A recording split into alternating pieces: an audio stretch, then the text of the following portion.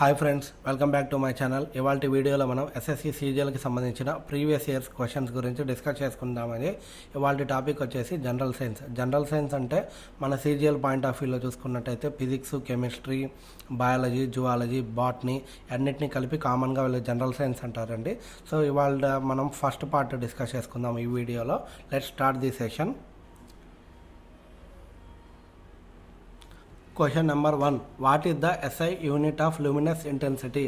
Luminous intensity యొక్క SI unit ఏంది అని అడిగారండి. ఎస్ఐ యూనిట్ అంటే international system of measurement for, అంటే ఏదైనా యూనిట్స్ని మెజర్ చేయడం కోసం ఇంటర్నేషనల్గా ఎస్టాబ్లిష్ చేసుకున్న ఒక మెజర్మెంట్ యూనిట్ని ఎస్ఐ యూనిట్ అంటారండి. సో ఇక్కడ ఆప్షన్ చూసుకున్నట్టయితే లూమెన్ అంటే ఒక లైట్ యొక్క సోర్స్ నుంచి టోటల్ లైట్ అనేది ఎంత ఉత్పన్నం అవుతుందో దాన్ని మెజర్ చేసేది లూమెన్స్ అండి. నెక్స్ట్ లక్స్ ఏంటంటే light intensity on a specific surface, అంటే టోటల్ లైట్ ఏదైతే ఉత్పత్తి అవుతుంది అనుకున్నాం కదండి ఇందాక లూమెన్లో, ఆ టోటల్ లైట్ ఒక పర్టికులర్ డైరెక్షన్లో ఒక సర్ఫేస్ మీద ఎంత పడుతుంది, ఒక పర్టికులర్ సర్ఫేస్ ఏరియా మీద ఎంత పడుతుందో దాన్ని మెజర్ చేసేది లక్స్ అండి. లక్స్ అంటే లూమెన్ పర్ మీటర్, అంటే 1000 లూమెన్స్ ఉన్నాయి, 10 మీటర్స్ ఏరియాని కవర్ చేస్తుంది అనుకుంటా లైట్. అప్పుడు లక్స్ ఎంత అంటే 1000/10 అంటే 100 లక్సెస్ అని మీనింగ్. నెక్స్ట్ క్యాండెలా చూసుకున్నట్టయితే light intensity in a specific direction. ఈ లైట్ ఏదైతే ఉందో అది ఒక స్పెసిఫిక్ డైరెక్షన్లో ఎంత మేరకు ఎమిట్ అవుతుంది ఈ లైట్ అనే దాన్ని క్యాండిలాతో మెజర్ చేస్తారండి. సపోజ్ మనం ఒక టార్చ్ లైట్ తీసుకున్నాం. టార్చ్ లైట్ జనరల్గా ఏం చేస్తుందంటే ఎక్కువ ఏరియాని కవర్ చేయదు, ఒక స్పెసిఫిక్ డైరెక్షన్లోనే లైట్ పడుతుంది. ఆ పడే లైట్ కూడా చాలా బ్రైట్గా పడుతుంది. సో ఈ స్పెసిఫిక్ డైరెక్షన్లో ఎంత లైట్ అనేది పడుతుందో ఆ లైట్ యొక్క తీవ్రతను మెజర్ చేసేది క్యాండెలా. సో ఇక్కడ లూమినస్ ఇంటెన్సిటీ అంటే తీవ్రత కాబట్టి, సో ఇక్కడ క్యాండెలా అనేది దాని యొక్క యూనిట్ అండి. నెక్స్ట్ వచ్చేసి ఇక్కడ వాట్ అనేది పవర్ని మెజర్ చేసే ఒక యూనిట్. నెక్స్ట్ ఈ ఎస్ఐ యూనిట్ గురించి మరి కొంత తెలుసుకుందామండి. ఈ ఎస్ఐ యూనిట్ ఏంటంటే unit of measurement which is used international లెవెల్లో ఆమోదించబడిన ఒక మెజర్మెంట్ సిస్టమ్ అండి. ఇది జనరల్గా 2 టైప్స్లో క్లాసిఫై చేయబడి ఉంటుంది. ఒకటి బేస్ యూనిట్స్, దీన్నే ఫండమెంటల్ యూనిట్స్ అని కూడా అంటారు. నెక్స్ట్ డిరైవ్డ్ యూనిట్స్ అంటే ఈ బేస్ యూనిట్స్ నుంచి ఎక్స్ట్రాక్ట్ చేసిన యూనిట్స్ని డిరైవ్డ్ యూనిట్ అంటారు.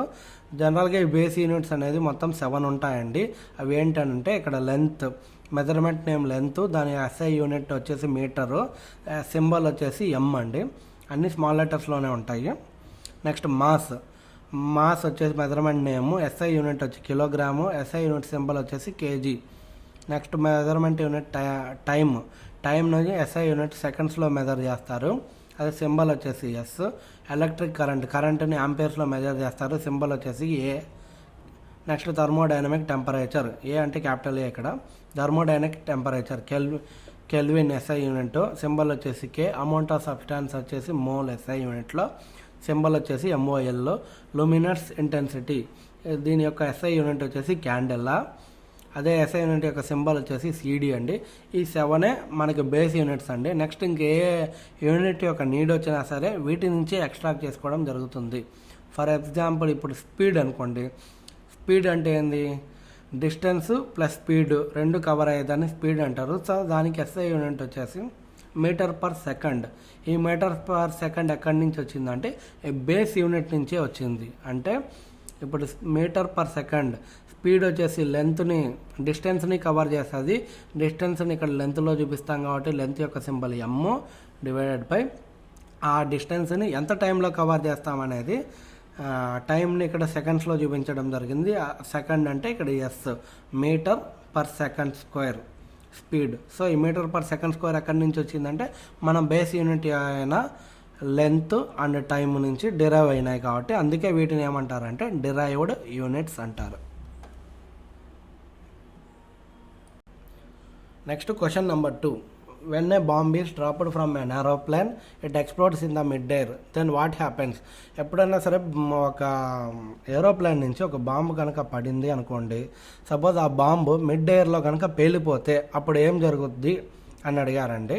సో ఇక్కడ ఏంటి అంటే ఏరోప్లేన్ నుంచి ఒక బాంబు పడుతుంది అంటే ఏ వస్తువైనా ఏరోప్లేన్ నుంచి బాంబే కాదు, ఏది పడినా కానీ ఇనిషియల్గా ఏంటంటే దానికి కైనెటిక్ ఎనర్జీ అనేది ఉంటుందండి. మూమెంట్ ఉంది కాబట్టి మూమెంట్ ద్వారా జనరేట్ అయ్యే ఎనర్జీ కైనెటిక్ ఎనర్జీ. స్టేబుల్గా ఉన్నప్పుడు ఉండే ఎనర్జీ పొటెన్షియల్ ఎనర్జీ. జనరల్గా 2 టైప్స్ ఆఫ్ ఎనర్జీస్ ఉంటాయండి. ఒకటి kinetic energy KE, next potential energy PE. ఈ రెండింటిని కలిపితే టోటల్ ఎనర్జీ ఉంటారు. సో ఇక్కడ బాంబు ఏరోప్లేన్ నుంచి పడుతుంది కాబట్టి దీనికి కైనెటిక్ ఎనర్జీ ఉంటుంది. సో ఈ బాంబు ఏమైందంటే మిడ్ ఎయిర్లో పేలిపోయింది. మిడ్ ఎయిర్లో పేలిపోవడం వల్ల తర్వాత ఏమైంది అని అడిగారు. ఏమైందంటే ఆప్షన్లో చూస్తున్నట్లయితే కేఈ ఇంక్రీజ్ అవుతుందా, లేదా టోటల్ ఎనర్జీ ఇంక్రీజ్ అవుతుందా, టోటల్ ఎనర్జీ డిక్రీజ్ అవుతుందా, లేదా దాని మూమెంటం డిక్రీజ్ అవుతుందా అని అడిగారు. సో ఇక్కడ ఆల్రెడీ బాంబుకి ట్రావెలింగ్లో ఉంది కాబట్టి కేఈ ఉంటుంది. దీంతో ఈ బాంబు తయారు చేయాలంటే ఫస్ట్ వాళ్ళు కెమికల్స్ యూజ్ చేస్తారు కాబట్టి ఆ బాంబు లోపల ఉండే ఎనర్జీ వచ్చేసి కెమికల్ ఎనర్జీ. ఈ బాంబు ఎక్స్ప్లోడ్ అయినప్పుడు ఈ కెమికల్ ఎనర్జీ కనుక రిలీజ్ అయ్యి అది కైనెటిక్ ఎనర్జీగా కన్వర్ట్ అవుతుంది. సో దీనివల్ల ఆల్రెడీ కైనెటిక్ ఎనర్జీ ఉన్న బాంబుకి ఈ కెమికల్ ఎనర్జీ వల్ల అడిషనల్గా కైనెటిక్ ఎనర్జీ అనేది తోడ్పడుతుంది దీనికి. సో దీనివల్ల ఏంటంటే కేఈ అనేది ఇంక్రీజ్ అవుతుంది. సో ఇక్కడ ఆప్షన్ కరెక్ట్ ఆన్సర్ వచ్చేసి it's KE increases. Question number 3. Fat can be separated from milk in a cream separator because of. Milk నుంచి ఫ్యాట్ని ఒక క్రీమ్ సపరేటర్ ద్వారా సపరేట్ చేయడానికి దేని వల్ల అవుతుంది అని అడిగారండి. ఇది సెంట్రిఫ్యూగల్ ఫోర్స్ వల్ల అవుతుందండి. సెంట్రిఫ్యూగల్ ఫోర్స్ అంటే ఏదైనా ఒక బాడీ కనుక సర్క్యులర్ పాత్లో కనుక మూవ్ అవుతుంటే ఆ బాడీని ఆ ఫోర్స్ అనేది సెంటర్ నుంచి అవేకి పుష్ చేయడానికి ట్రై చేస్తుందండి. ఈ ఫోర్స్ని సెంట్రిఫ్యూగల్ ఫోర్స్ అంటారు. ఇదే ఫోర్స్ మనకి వాషింగ్ మిషన్లో కూడా వర్క్ అవుతుందండి. వాషింగ్ మిషన్లో మనం ఏదైనా బట్టలు వేసి ఉంటాము, అక్కడ అదే ఆ డ్రమ్ ఏదైతే ఉందో అది సర్క్యులర్ పాత్లో మూవ్ అవుతూ ఉంటుంది.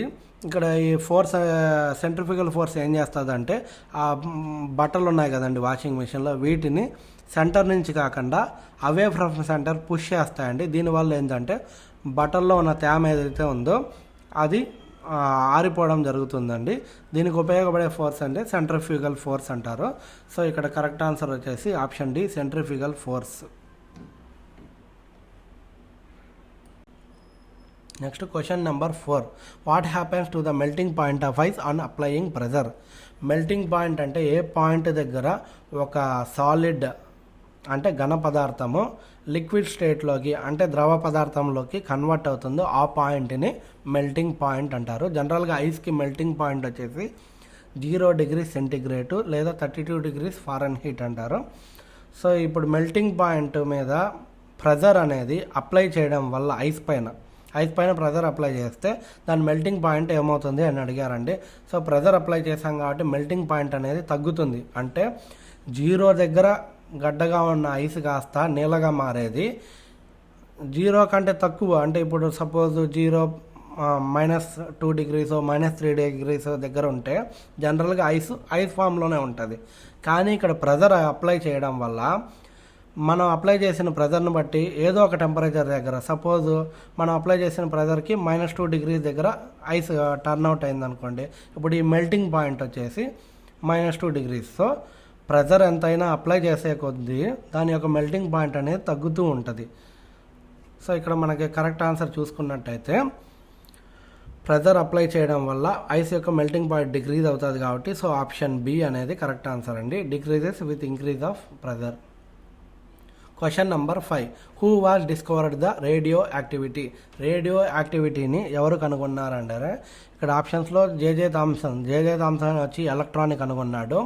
రోయింగ్టన్ వచ్చేసి ఎక్స్రేస్ని కనుగొన్నాడు. మేడం క్యూరీ వచ్చేసి రేడియం అండ్ పొలోనియంని కనిపెట్టింది. నెక్స్ట్ ఆప్షన్ సి తీసుకున్నట్టయితే హెన్రీ బెక్వేరియల్, ఇతను వచ్చేసి మనకి రేడియో యాక్టివిటీని కనుగొన్నాడు కాబట్టి ఇక్కడ అడిగింది radioactivity. So option C Henry Becquerel is the correct answer. Next question number 6. If the temperature inside a room is increased the relative humidity will. అంటే ఒక రూమ్లో ఉన్న టెంపరేచర్ కనుక పెరిగినట్టయితే హ్యూమిడిటీకి ఏమవుతుంది అని అడిగారంటే సో హ్యూమిడిటీ అంటే గాలిలో ఉన్న తేమ శాతం అంటే మాయిశ్చర్ అండి. గాలిలో మాయిశ్చర్ అనేది ఏదైతే ఉంటుందో దాన్ని హ్యూమిడిటీ అంటారు. సో ఆ హ్యూమిడిటీ అనేది టెంపరేచర్ పెరిగిందనుకోండి ఎయిర్ యొక్క capacity to hold that moisture will increase. అంటే టెంపరేచర్ పెరిగితే ఎయిర్ ఆ మాయిశ్చర్ని క్యాప్చర్ చేసే కెపాసిటీ పెంచుకుంటుంది అండి. దీనివల్ల ఏమవుతుందంటే హ్యూమిడిటీ అనేది తగ్గుద్ది. సో ఇక్కడ టెంపరేచర్ పెరిగితే హ్యూమిడిటీ తగ్గుద్ది, టెంపరేచర్ తగ్గితే హ్యూమిడిటీ పెరుగుద్ది. సో ఇక్కడ option B decrease is the correct answer. Next question number 7. The base in a transistor is made up of. ట్రాన్సిస్టర్లో మెయిన్గా వచ్చేసి 3 పార్ట్లు ఉంటాయండి. వాటిని ఎమిట్టరు, బేసు అండ్ కలెక్టర్ అంటారు. ఇందులో collector is the largest part of A transistor. ఇక్కడ ఈ ట్రాన్సిస్టర్ని దేంతో తయారు చేస్తామంటే ఒక సెమీ కండక్టర్ డివైస్తో తయారు చేయడం జరుగుతుందండి. ఈ సెమీ కండక్టర్ డివైస్ అంటే ఏ డివైస్ అయితే తన గుండా కరెంటుని అలో చేస్తుంది, అంటే తన నుంచి కరెంట్ పాస్ అయ్యడానికి సపోర్ట్ చేసే డివైస్ ఏదైతే ఉందో వాటిని సెమీ కండక్టర్ డివైజెస్ అంటారు. సో ఇక్కడ ట్రాన్సిస్టర్ని సెమీ కండక్టర్ డివైస్తో చేయడం జరుగుతుంది కాబట్టి so option D and extrinsic semiconductor is the correct answer. Question number 8. Nights are cooler in the deserts than in plains because of. Nights వచ్చేసి డెజర్ట్లోనే కూల్గా ఉంటాయి, ప్లెయిన్ అంటే సాధారణ చదురు ప్రాంతంలో కంటే కూడా డెజర్ట్స్లోనే కూల్గా ఉంటాయి ఎందుకు అని అడిగారండి. జనరల్గా డెజర్ట్స్ అంటే ఫుల్ ఇసుక ఉంటుందండి. దీనివల్ల ఏంటంటే ఎడారిలో మనకి ఎండాకాలం చాలా డే టైంలో చాలా వేడి ఎక్కువగా విపరీతంగా ఉంటుంది. వేడి మామూలు ప్రాంతాలతో పోల్చుకుంటే ఆ డెజర్ట్స్లో మాత్రం ఎడారి ప్రాంతంలో వేడి ఎక్కువగా ఉంటుంది డే లైట్లో. కానీ నైట్స్ విషయానికి వచ్చినట్టయితే ఎడారి ప్రాంతంలో చాలా చల్లగా ఉంటాయి మామూలు మన ప్లెయిన్ సర్ఫేసెస్తో పోల్చుకుంటే, ఎర్త్ మీద ఉన్న మిగిలిన సర్ఫేసెస్తో పోల్చుకుంటే. ఎందుకు అంటే శాండ్ యొక్క నేచర్ ఏంటంటే హీట్ని, సన్ నుంచి వచ్చే హీట్ని చాలా ఫాస్ట్గా అబ్జర్వ్ చేసుకుంటుంది, అంతే ఫాస్ట్గా అట్మాస్ఫియర్లోకి ఎమిట్ చేసేస్తుంది. డే లైట్లో ఎండను అబ్జర్వ్ బాగా చేసుకుంటుంది కాబట్టి సో నీకు వేడి ఎక్కువగా ఉంటుంది. నైట్ అవ్వగానే ఎండ ఉండదు కాబట్టి అబ్జర్వ్ చేసుకునే వేడిని ఫాస్ట్గా ఎమిట్ చేసేస్తుంది అట్మాస్ఫియర్లోకి. సో అందుకనే నైట్ టైమ్స్ డెజర్ట్లో చాలా కూల్గా ఉంటుందండి మామూలు ఎర్త్లో ఉన్న మిగిలిన ప్రాంతాలతో పోల్చుకుంటే. సో అందుకే కరెక్ట్ ఆన్సర్ వచ్చేసి option C, sand absorbs heat more quickly than earth. Question number 9. When we hear a sound we can identify its source from. ఎప్పుడైనా మనం సౌండ్ కనుక విన్నట్టయితే దాని యొక్క సోర్స్ అంటే ఆ సౌండ్ ఎక్కడి నుంచి వస్తుందని మనం ఎలా ఐడెంటిఫై చేయగలం అని అడిగారు. ఈ సౌండ్కి ఏంటంటే ఈ wave length, frequency and amplitude ఏవైతే ఉన్నాయో వీటిని సౌండ్ యొక్క ఫండమెంటల్ ప్రాపర్టీస్ అంటారు. వీటి నుంచి సౌండ్ యొక్క బిహేవియర్ని మాత్రమే మనం కనుక్కోగలుగుతాం. అంటే ఫర్ ఎగ్జాంపుల్ ఏంటి అంటే ఇప్పుడు ఫ్రీక్వెన్సీ విషయానికి వచ్చినట్టయితే number of cycles per second, అంటే ఒక సెకండ్కి ఎన్ని సైకిల్స్ ఫ్రీక్వెన్సీ జనరేట్ అవుతుంది అంటే. నెక్స్ట్ అంటే సౌండ్ వేవ్ ఒక సెకండ్కి ఎన్ని సైకిల్ జనరేట్ అవుతుంది. అదే వేవ్ లెంత్కి చూసినట్టయితే ఒక సౌండ్ వేవ్కి ఇంకో సౌండ్ వేవ్కి మధ్య డిస్టెన్స్ని మెజర్ చేయడం కోసం వేవ్ లెంత్ ఉపయోగపడతాయి ఇవి. నెక్స్ట్ యాంప్లిట్యూడ్ అంటే లౌడ్నెస్ ఆఫ్ ఏ సౌండ్, అంటే ఒక సౌండ్ ఎంత లౌడ్గా వినపడాలి లేదా ఎంత లౌడ్గా వినపడుతుంది అనేది యాంప్లిట్యూడ్ మెజర్ చేస్తుందండి. సో ఇవి కేవలం పిచ్ ఆఫ్ ద సౌండ్, అంటే ఈ సౌండ్ ఎలా ఉంది అని ఐడెంటిఫై చేయడానికి మాత్రం ఉపయోగపడతాయి. అంతేగాని వీటి యొక్క సోర్స్ని కనుక్కోవడానికి ఇవి ఉపయోగపడవు. సౌండ్ యొక్క సోర్స్ని ఎగ్జాక్ట్గా కనుక్కోవాలి అంటే harmonics and over tones present in the sound ఆ సౌండ్లో ఉన్న ఓవర్ టోన్స్ని బట్టి మనం కనుక్కోవడానికి వీలుగా ఉంటుంది. So option B is the correct answer.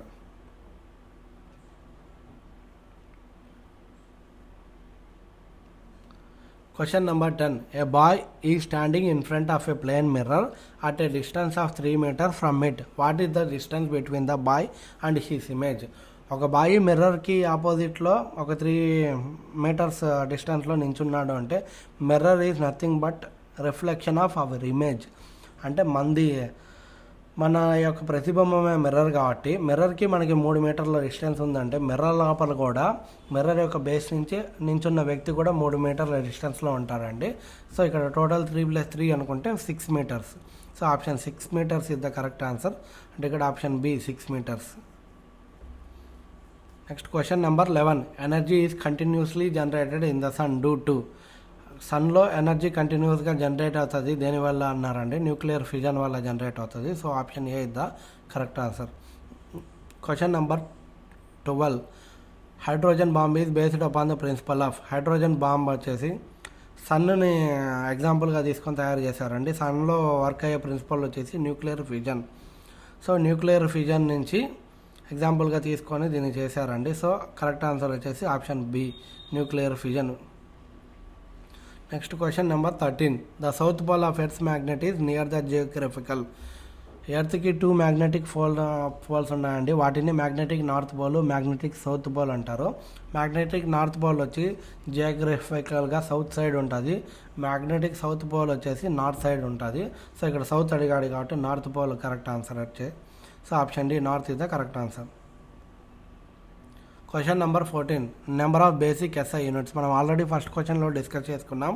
SI unit యొక్క బేసిక్ యూనిట్స్ ఎన్ని ఉన్నాయని. బేసిక్ యూనిట్స్ అంటే ఫండమెంటల్ యూనిట్స్ అండి. మొత్తం 7 ఉన్నాయి. So option B 7 is the correct answer. Question number 15. The wire having a green plastic covering is. అంటే green plastic covering ఉన్న వైర్ని ఏ వైర్ అంటారండి? దాన్ని ఎర్త్ వైర్ అంటారు. So option C, earth wire is the correct answer. Question number 16. The working principle of washing machine. ఇది already మనం discuss చేసుకున్నామండి. వాషింగ్ మిషన్ వచ్చేసి సెంట్రిఫ్యూగల్ ఫోర్స్ మీద వర్క్ అవుతుంది. సో కరెక్ట్ ఆన్సర్ వచ్చేసి ఆప్షన్ ఏ, సెంట్రిఫికేషన్. ఈ ప్రాసెస్ని సెంట్రిఫికేషన్ అంటారు.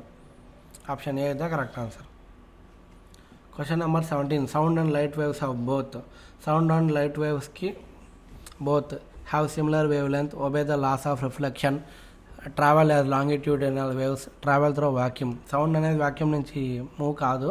సో ఇక్కడ సౌండ్ అయినా కానీ లైట్ అయినా కానీ లాస్ ఆఫ్ రిఫ్లెక్షన్ని ఒబే చేస్తాయండి. అంటే ఇప్పుడు మనం ఏదన్నా గోడకి సౌండ్ పెట్టామనుకోండి, ఏమొస్తుంది? రిఫ్లెక్షన్ వస్తుంది. లైట్ కూడా ఏదన్నా మనకి కనిపిస్తుంది అంటే లైట్ రిఫ్లెక్ట్ అయ్యే నేచర్ ఉంటేనే కనిపిస్తుంది. సో లైట్ అయినా కానీ సౌండ్ అయినా సరే obeys the laws of reflection. Laws of రిఫ్లెక్షన్ని ఒబే చేస్తాయండి. So option B is the correct answer. Question number 18. In an electric motor the energy transformation is from. Electrical మోటార్లో energy అనేది ఎలా transform అవుతుంది అంటే, ఎలక్ట్రికల్ మోటార్ పేరులోనే ఉంది కాబట్టి ఎలక్ట్రికల్ ఎనర్జీ నుంచి మెకానికల్ ఎనర్జీలోకి జనరేట్ అవుతుందండి. సో ఎలక్ట్రిక్ మోటార్ రన్ అవ్వాలంటే ఫస్ట్ ఎలక్ట్రిసిటీ కావాలి. ఎలక్ట్రిసిటీ నుంచి మెకానికల్ ఎనర్జీ అనేది కన్వర్ట్ అయ్యి మోటార్ అనేది వర్క్ అవ్వడం జరుగుతుంది. సో ఇక్కడ కరెక్ట్ ఆన్సర్ వచ్చేసి electrical to mechanical, option D is the correct answer. Next question number 19. What is the focal length of plane mirror. మిర్రర్లు జనరల్గా 3 టైప్స్ అండి. ఒకటి కాన్కేవ్ మిర్రర్, ఒకటి కాన్వెక్స్ మిర్రర్, ఇంకోటి ప్లేన్ మిర్రర్. కాన్వెక్స్కి కాన్కేవ్కి ఫోకల్ లెంత్ అనేది వాటి angle of ఇన్సిడెన్స్ని బట్టి change అవుతూ ఉంటుంది. ఈ ప్లేన్ మిర్రర్కి ఫోకల్ లెంత్ అనేది ఉండదండి. సో జనరల్గా ఏమంటారంటే దీన్ని ఫోకల్ లెంత్ వచ్చేసి ఇన్ఫినిటీ అంటారు. సో ఇక్కడ option D, infinity is the correct answer. Next question number 20. Which energy is a dynamo converts. ఇప్పుడు ఎలక్ట్రికల్ మోటార్ వచ్చి ఎలక్ట్రికల్ ఎనర్జీ నుంచి మెకానికల్ కన్వర్ట్ చేస్తుంది. డైనమో వచ్చి దానికి ఆపోజిట్ అండి. మెకానికల్ ఎనర్జీ ఏదైతే ఉందో దాన్ని ఎలక్ట్రికల్ ఎనర్జీలోకి ట్రాన్స్ఫార్మ్ చేస్తుంది. అంటే ఫర్ ఎగ్జాంపుల్ మనకి పాతకాలంలో ఒక సైకిల్ ఉండేది కదండి, దానికి ఒక డైనమో ఉంటుంది, లైట్ ఉంటుంది. దాన్ని తొక్కే కొద్దీ ఎనర్జీ అనేది జనరేట్ అవుతుంది. తర్వాత అది ఎలక్ట్రికల్గా కన్వర్ట్ అయ్యి లైట్ అనేది వెలగడం జరుగుతుంది పాతకాలం సైకిళ్ళకి. సో అక్కడ మనం తొక్కేటప్పుడు జనరేట్ అయ్యేది మెకానికల్ ఎనర్జీ, దాని నుంచి ఎలక్ట్రిసిటీ జనరేట్ అయ్యి లైట్ అనేది వెలుగుతుంది కదండి, దాని ఎలక్ట్రికల్ ఎనర్జీ. సో ఇక్కడ డైనమో చూసుకున్నట్టయితే mechanical energy to electrical energy, option B is the correct answer. This is the end of the part 1 అండి. ఈ వీడియో కనుక మీకు నచ్చినట్టయితే please like, share and subscribe. ఒకవేళ ఏమైనా ఇంప్రూవ్మెంట్స్ ఉంటే కామెంట్స్ రూపంలో తెలియజేయండి. Thank you for this session.